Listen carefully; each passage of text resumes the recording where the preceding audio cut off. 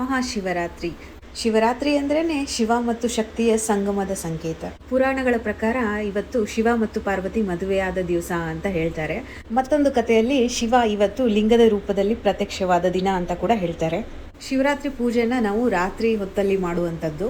ಶಿವರಾತ್ರಿ ಪೂಜೆನ ನಾವು ನಿಶ್ಚಿತ ಕಾಲ ಮತ್ತು ಪ್ರಹಾರ ಕಾಲಗಳಲ್ಲಿ ಮಾಡೋದ್ರಿಂದ ತುಂಬಾ ಒಳ್ಳೆಯದು ಅಂತ ಹೇಳ್ತಾರೆ. ನಾನು ಕಿರಣ್ ಅಗಸ್ತ್ಯ ಇವತ್ತು ಬೇಗೂರಲ್ಲಿರೋ ನಾಗಲಿಂಗೇಶ್ವರ ಟೆಂಪಲ್ಗೆ ಹೋಗಿದ್ವಿ. ಅಲ್ಲಿ ತುಂಬಾ ಕ್ರೌಡ್ ಇರೋದ್ರಿಂದ ನಮಗೆ ಒಳಗಡೆ ಎಲ್ಲ ಹೋಗೋಕ್ಕಾಗಲಿಲ್ಲ. ಸೊ ನಾವು ಡಿಯೋ ಹೈಟ್ಸ್ ಅಲ್ಲಿರೋ ವಿನಾಯಕನ ಟೆಂಪಲ್ಗೆ ಹೋಗಿ ಬಂದ್ವಿ. ನಾನು ಶಿವ ಪೂಜೆಯನ್ನು ನಿಶ್ಚಿತ ಕಾಲದಲ್ಲಿ ಮಾಡ್ಕೊತಾ ಇದ್ದೀನಿ. ದೇವ್ರ ಪೂಜೆಯನ್ನು ನಾನು ಎಲ್ಲ ಬೆಳಿಗ್ಗೆನೆ ಮಾಡಿ ಇಟ್ಕೊಂಡಿದ್ದೆ. ಇವಾಗ ಪೂಜೆಗಂತ ಹೂವು, ಬಿಲ್ಪತ್ರೆ, ಹಾಲು, ಮೊಸರು, ತುಪ್ಪ, ಜೇನುತುಪ್ಪ, ಡ್ರೈ ಫ್ರೂಟ್ಸು ಎಲ್ಲ ರೆಡಿ ಮಾಡಿ ಇಟ್ಕೊಂಡಿದ್ದೀನಿ.